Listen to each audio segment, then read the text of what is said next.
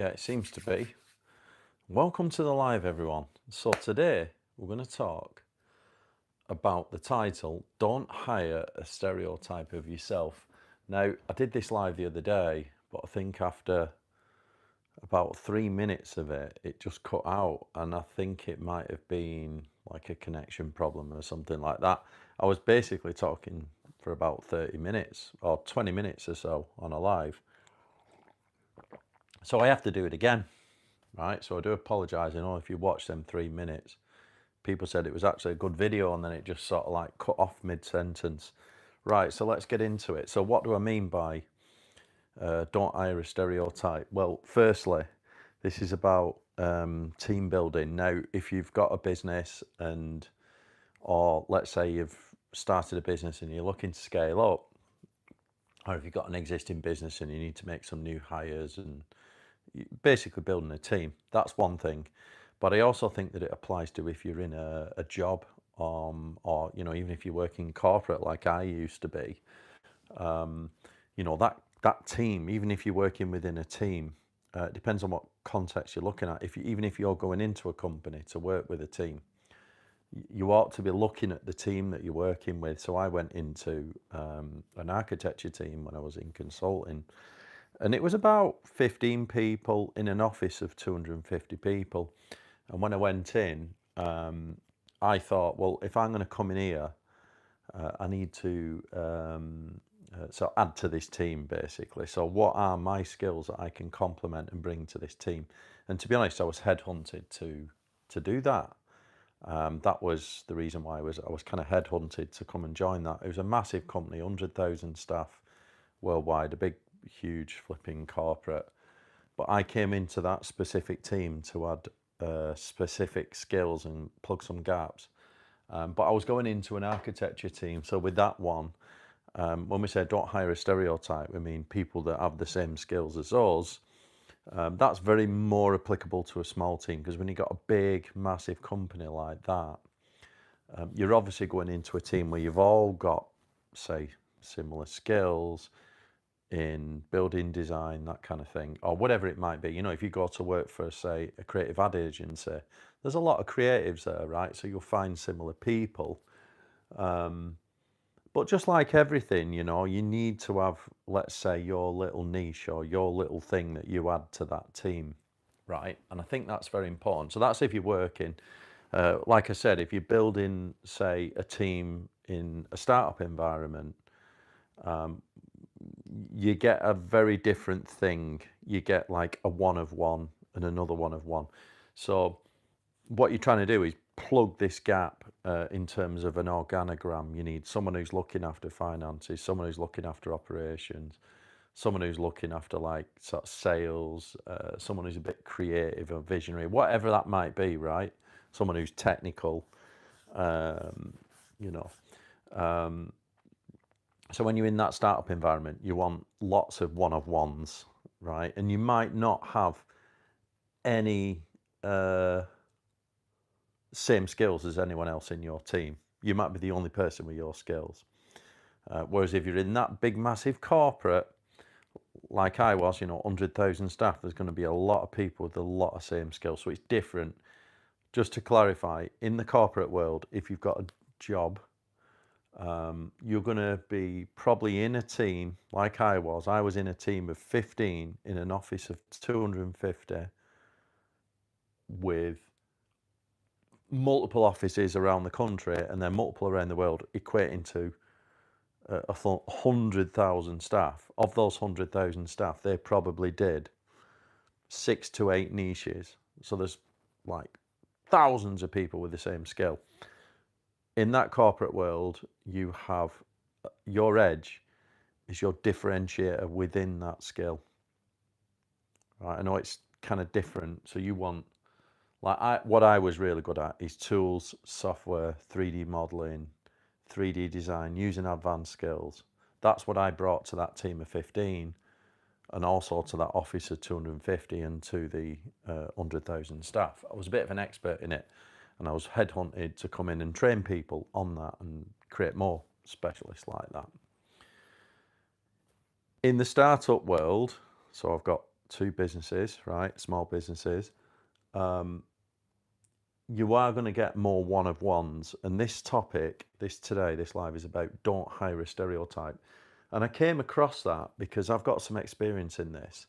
In my tech business, we had a chap come and join us, and I used to call him Young Me because he had very similar skills to me. All right, we had our differentiators, right? We weren't perfectly the same, but he had very similar skills to me. You know, he came from a sort of tech consulting background. He knew data like I did. You know, it was a more. I'm a enterprise architect. He's more of a a business analyst, right? In software, in tech. So he's more like requirement solicitation. Anyway, it's too technical that. I'm more on the sort of solution, say, development design. Solution, the architecture development, and then the solution architecture. Anyway, that's too techy. What I'm trying to say is that I brought this guy on as young me, right? Similar skills to me. And what you end up with when you bring a stereotype on is sometimes you can, it's not clash in a small environment. What you should be doing when you've got this startup environment is bringing people that have completely opposite or complementary skills. And I got this out of the term don't hire a stereotype. I got out of Rob Moore's book, Life Leverage. So if you know who Rob Moore is, this is like the entrepreneur space. It's not the corporate space. It's like startup environment or, you know, small teams. And in here, he's got like, you know, a big mistake entrepreneurs or human resources people often make is unconsciously hiring a stereotype. This is where like they look on the CV of the person that's coming in and they say, oh, because they know those skills, because it is a stereotype of themselves, like they can see that and easily understand it. And it's like, oh yeah, they look great. I can see that's good. They've worked here. They understand what I know. They must be a good fit. No, not always, right? What Rob talks about is don't hire for the same type of person as you. Hire for the role. So what does the role entail that you need? And what he says is you should be almost building a team of misfits, which is quite a good term. I remember when I started my tech business, I used to say that, like, I used to joke with myself to say, well, I hire the unemployables, right? All these quirky people, like in software, that have all these like strange skills, and maybe some of them are better at others with like people facing, some are not. But I used to say, like, I used to build this team of like real oddballs who had these, and if you could give one of those people, maybe a bit introverted or something, with a specific role and just channel them down that, they'd fucking produce like you couldn't believe, you know what I mean? But you had to become good at building this team of misfits. Hello, how are you doing? Thanks for joining the live. You did everything by the book. Very good. Right, another book that I've been looking at on this, obviously, is Traction, Gino Wickman. This is the entrepreneurial operating system, which I've started to use in the new e-commerce business, right? And in here, they have this kind of one component. I'll try and get the full diagram. Where's the full? It's right at the start. I don't know if you've ever seen this diagram. There's kind of 6 components to it. You'll have to mirror this because it's in a live, but there's 6 components to it there, right? I don't know if you can see that. Business in the middle, and at the top you got the vision, which you could say is like the mission statement and all the directions and targets and stuff, the business plan, right? Then you got the data on the right hand side, which is super important. So you create like a scorecard where you're collecting metrics every week or monthly or whatever you're going to do. That is like number of sales, advertising, all these things, number of impressions, clicks, or whatever you're going to do. Depends on your business, right? But then the other part to it is people. And people is one of the most important things. I would say this is like super important, and it goes back to not hiring's a stereotype. You've got this concept here called the right. Well, what they mean by people is the right people in the right seats. So if you see someone's CV and they got the same skills as you, yeah, they might be great on paper, like, but do you have a need for another person of you, or do you need a complementary skill, right? And sometimes we hire people because they've got all the right, are they the right person? Yes, they've got the right attitude, they've got the right skills. Even if like you're doing a startup and you want a business partner, it's like fantastic. They've got all the same skills and attitude as me. Therefore, they must be great, right? Well, not necessarily, because the other part to it is the right person in the right seat. So the right seat is what is the need for the team, what is the the business need or the team need. And a way to do this, like one of the ways to assess the right people to start with, is what they have this called the people analyzer. I'll just show you that there. Right, at the top there, I know you're gonna have to mirror this and it's a bit shit, but at the top there, they are, let's say, pick 5 values for the company, right? And then you're listing people and you give them a plus, a minus, or a plus minus, right? And the rule here, it says you want at least minimum for each person to join the team. You don't want to bring on anyone that doesn't share those core values, right? So you've got 3 pluses. You can accept a minimum of 3 pluses and 2 plus minuses, but absolutely no minuses, right? And if you do that, then they're the right person. If they have 1 minus in your 5 core values, you shouldn't take the risk, right? And then the right seat is more about, the accountability. This is like your org chart, right? So I think at the start of this fucking book, sorry I'm going all over, I wish I had this prepared. There's a great section in here that has, where's the bloody org chart? I can't remember it, but there is a fantastic organisation chart in here, right? And what you're trying to do is pigeonhole people into these seats. Right people, right seats. So instead of basically, instead of trying to hire, if you imagine you've got these kind of like hierarchies, instead of looking at someone and saying, yeah, they've got the same skills as me, look at what you need in your team. And this is the same if you went for a job, right? Usually they've done all that. But if you go into a big team and you are just one of many, do you think you're going to perform exceptionally well?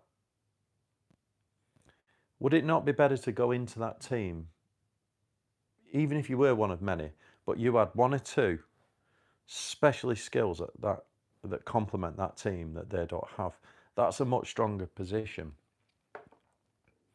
So like I said, I had this experience.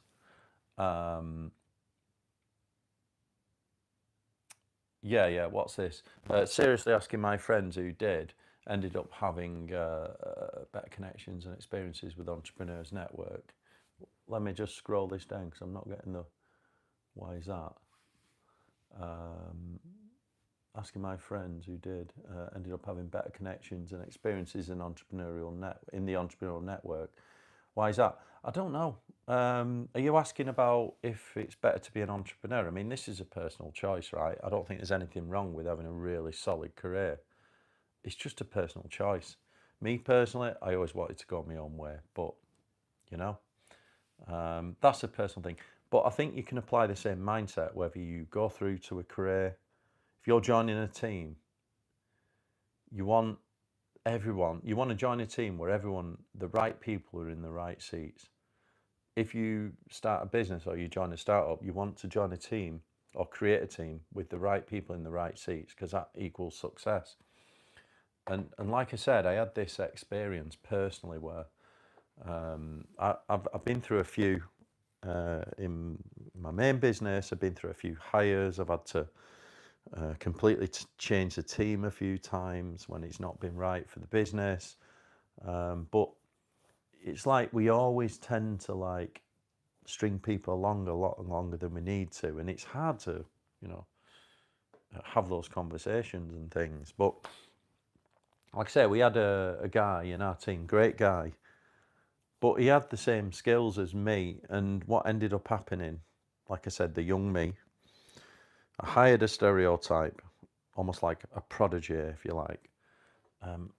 It ended up where one of us had nothing to do in that field, and I had to focus somewhere else. He's no longer with us now, so obviously I'm back doing a bit more of that role, which is great for me. But you know, would we have been better getting someone else? I don't know, right? The new business, the e-commerce business, this is something I want to talk about. So that has just been two of us, just me and Sim, right, up till now. And obviously I'm the visionary person, and Sim is more on, let's say, she's extremely technical. In e-commerce, there's a lot of technical elements to get it moving. There's a lot of like moving parts. It's all digital. It's hands-off sale. It's totally different to my tech business, where you have more of a consultative sales, where you need like more traditional salespeople to negotiate and strike deals with meetings. We don't have that in e-commerce. It's completely hands-off, right? People just go on. You know, it's digital marketing, search engine optimization, paid, go down the funnel, click buy, right? So it started with just me and Simone, and we're now about to bring on two other people. Well, we've just brought one on, right, to the team. Absolutely no way would we bring on another version of me or another version of Simone. But what we are doing is bringing one person on who is, say, more of a marketing strategist. But the difference to Simone, because they don't have that tech experience, that digital experience in terms of the digital aspects of marketing, which are all around paid and organic SEO, bringing in audiences and social media. That's very digital tech. This person is more of a strategist. They're also, say, help with product creation, like copywriting and things like that. Simone's got those skills too, but this person is more focused on messaging marketing, right? So that immediately it feels like a good fit. We're also looking to bring another person on who's more on the business side, right? Because if you look at, I do want to find this actually. If you look at the entrepreneurial operating system, you might think, well, I'm a business, but I'm more entrepreneur and visionary, which it's not the same as an operational business person, right? In my tech business, we have Gary, who's more, let's say, operationally business focused. I'm more visionary in helping clients. Where is it now? 6 key components. Might be there. Yeah, what if you look at this kind of model? I'm trying to find it. There's a great model for. Where's that flipping? I'll find it. Sorry about this. I know it's worth the wait though, because you should see this 2 CEO model they've got here. I don't know where it would be. Would it be here somewhere? I think it was at the start. I should have prepared this. Yeah. There's like a 2 CEO model to this, which is absolutely brilliant. People, yeah, we're going through that. Ah, here we go. Right. Yeah, right, there you go. Found it. So I'll zoom in there. So you see at the top there, they call it a 2 CEO model. So you got the visionary at the top. Often happens to be like the founder, the ideas guy, that's me. And then you got the integrator, they call it an integrator. But that's the business person, the person that sort of looks after the day-to-day. You could say that's, in the UK, like a managing director role, the person that ties together all the various functions. And then as this develops, you can get into these huge like organograms, right? You can download this just going on EOS, not the book, but the diagrams on the EOS website. EOS Online, I think it's called, worldwide, EOS Worldwide. But you have that fabulous 2CEO model. There you go. It just works. So we're looking to bring on another person who's, say, really focused on things like specific performances and metrics and who's doing what and all the mechanics and things, because that's what I've been doing. But obviously I want to be thinking more like vision, long-term project, new products, that kind of thing, working with marketing on those sort of things, right?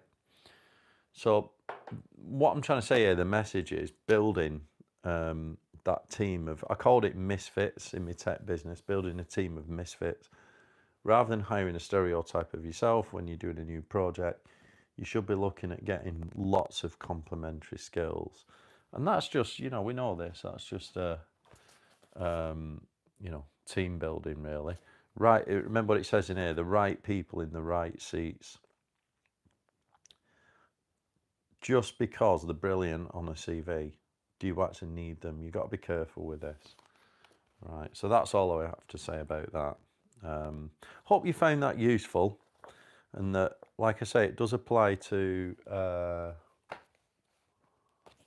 if you got a job, like if you're running a career, if you got a career and you're going into a company or you're hiring for a company, the same thing applies. You want that team where, even if you're doing the same job, like a profession, like I don't know, like a team of lawyers or dentists or something, or whatever that profession might be.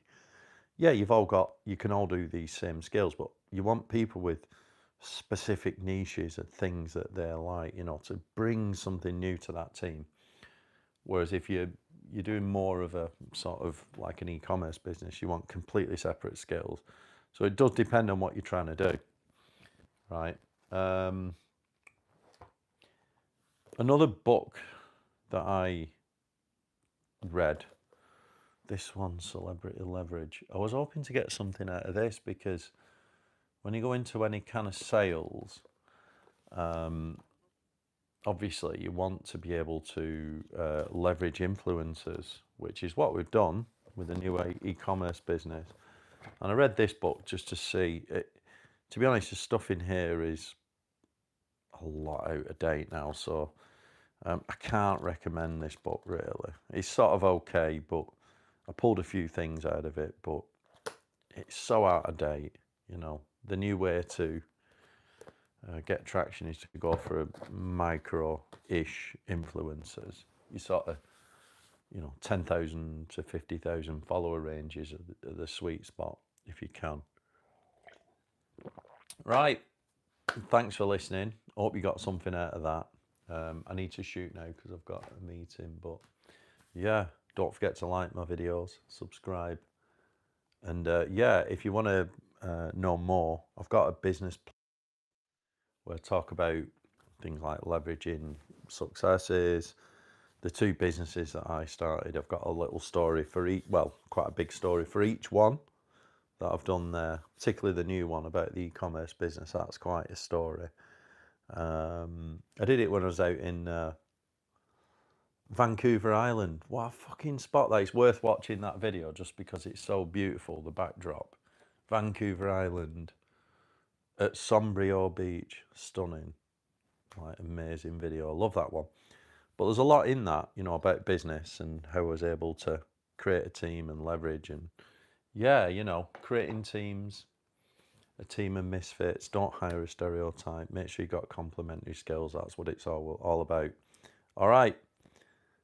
Thanks for listening. Don't forget, like the video, subscribe now, and see you all next time.